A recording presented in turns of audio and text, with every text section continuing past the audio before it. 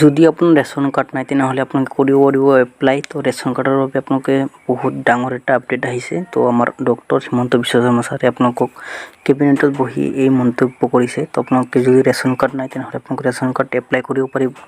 তো ration card apply কৰিবলগীয়া হ'লে আপোনালোকে এই ভিডিঅ'টো সম্পূৰ্ণভাৱে চাব লাগিব। তেনেহ'লেহে আপোনালোকে ৰেচন কাৰ্ডৰ বাবে এপ্লাই কৰিব পাৰিব।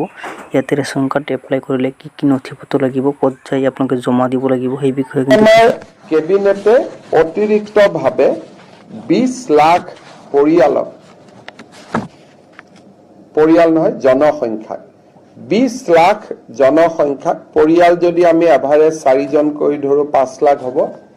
20 লাখ জনসংখ্যাক অতিৰিক্তভাৱে ৰেচন কাৰ্ড দিয়াৰ বাবে সিদ্ধান্ত গ্ৰহণ কৰে। 15 ছেপ্টেম্বৰৰ পৰা ৰাইজে আবেদনো কৰিব পাৰিব আৰু জিলা ভিত্তিক বিতৰণো আমি 15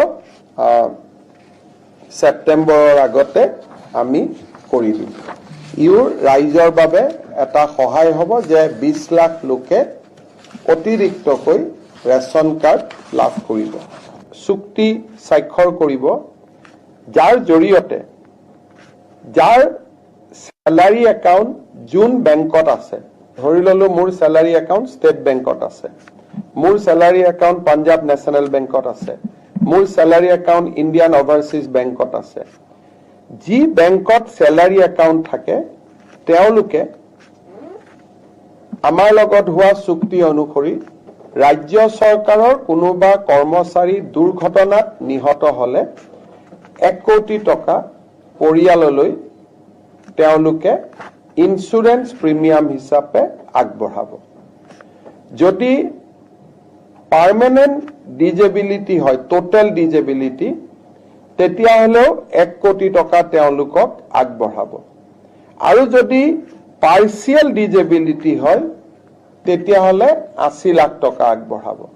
এইটো এটা আমাৰ ৰাজ্য চৰকাৰৰ কৰ্মচাৰীৰ কাৰণে এটা বৃহৎ সকাহ হ'ব যে যিকোনো এক্সিডেণ্ট, বানপানীৰ সময়ত চৰকাৰী কাম কৰোঁতে, আৰক্ষীয়ে সন্ত্ৰাসবাদীৰ বিৰুদ্ধে যুঁজোতে, এই ধৰণৰ ঘটনা প্ৰবাহত পৰিয়ালটোৱে নিহত হলে 1 কোটি টকা লাভ কৰিব আৰু পাৰ্মানেন্ট ডিজেবিলিটি হলে 1 কোটি টকাই পাব, পাৰ্চিয়েল ডিজেবিলিটি হলে 80 লাখ টকা পাব। আৰু যদি বেমাৰত মৃত্যুবৰণ কৰে, চৰকাৰে দিয়া গোটেই সা সুবিধাবিলাকৰ উপৰিও এই এগ্ৰিমেণ্টৰ জৰিয়তে বেংকটোৰ পৰাও তেওঁলোকে 10 লাখ টকা অতিৰিক্তকৈ পাব। তাৰমানে life insurance coverage additional 10 lakh, accident insurance coverage 1 কোটি আৰু পাৰ্চিয়েল ডিজেবিলিটি হলে 80 লাখ টকা। এইটো আমাৰ ৰাজ্য চৰকাৰৰ কৰ্মচাৰীসকলৰ ভগৱানে নকৰক, কিন্তু যদি কেতিয়াবা তেওঁলোকৰ খুব এনেকুৱা ধৰণৰ পৰিৱেশ হয় তেতিয়াহ'লে ই এটা ডাঙৰ সিকিউৰিটি সিস্টেম হিচাপে পৰিয়ালটোৰ ওচৰত কাম কৰিব।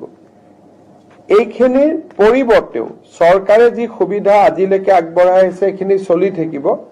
এইখিনি অতিৰিক্ত সুবিধা আমি দিছো, কিন্তু এজন চৰকাৰী কৰ্মচাৰী মৰিলে ফেমিলিটোৱে 60 বছৰ বয়সলৈকে পেঞ্চন পায়, GPF যিবিলাক পায়ে থাকিব। এইখিনি হল তেওঁলোকলৈকে আমি আগবঢ়োৱা এটা অতিৰিক্ত সুবিধা। অসম চাহ নিগমৰ, আমাৰ আসাম টি কৰ্পোৰেশ্যনৰ চৰকাৰৰ অধীনত থকা গোটেই কেইখন বাগিচাত আজি আমি 20% পূজাৰ বানচ আমি ঘোষণা কৰিছো।